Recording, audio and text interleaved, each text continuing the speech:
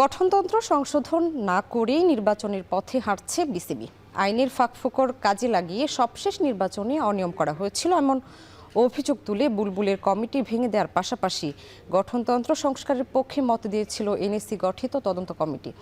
তবে সময় স্বল্পতার অজুহাতে একই গঠনতন্ত্রে আবারও নির্বাচনের পথে হাঁটছে অ্যাডহক কমিটি। এতে আরও একবার প্রশ্নবিদ্ধ নির্বাচনের আশঙ্কা করছেন বিশেষজ্ঞরা। আরও জানাচ্ছেন জুবায়ের আহমেদ। বিসিবি নির্বাচনে অনিয়ম খতিয়ে দেখতে 5 সদস্যের তদন্ত কমিটি গঠন করে জাতীয় ক্রীড়া পরিষদ। প্রায় 2 সপ্তাহের তদন্ত শেষে 1000 পৃষ্ঠার প্রতিবেদন জমা দেয় সেই কমিটি। প্রতিবেদনের ভিত্তিতে নির্বাচনে ব্যাপক অনিয়ম কারচুপির অভিযোগ এনে বুলবুলের নেতৃত্বাধীন কমিটি ভেঙে দিয়ে তামিম ইকবালকে প্রধান করে অ্যাডহক কমিটি গঠন করে এনএসসি।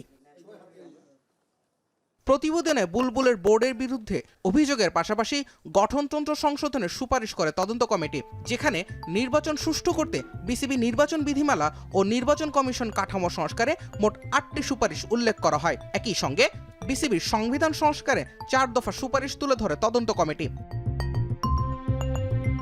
তবে সংশোধনের পথে না হেঁটে দায়িত্ব নেওয়ার 2 মাসের মাথায় আরও একটি নির্বাচন আয়োজন করতে যাচ্ছে বিসিবি।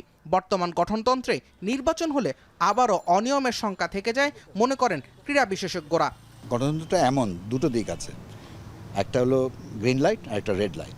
আপনি যদি গঠনতন্ত্রটা সহিভাবে অনুসরণ করেন তাহলে হয়তো সম্ভব বিতর্কহীন এক নির্বাচন করার। আবার যদি আপনি রেড লাইনটা দিয়ে যান, আপনি অনেকভাবে ম্যানিপুলেট করতে পারেন, কাউন্সিলরশিপ ম্যানিপুলেট করতে পারেন। গঠনতন্ত্রই আপনাকে নানাভাবে সুযোগ করে দিবে যে আপনি কীভাবে রাজনীতিকরণ করবেন।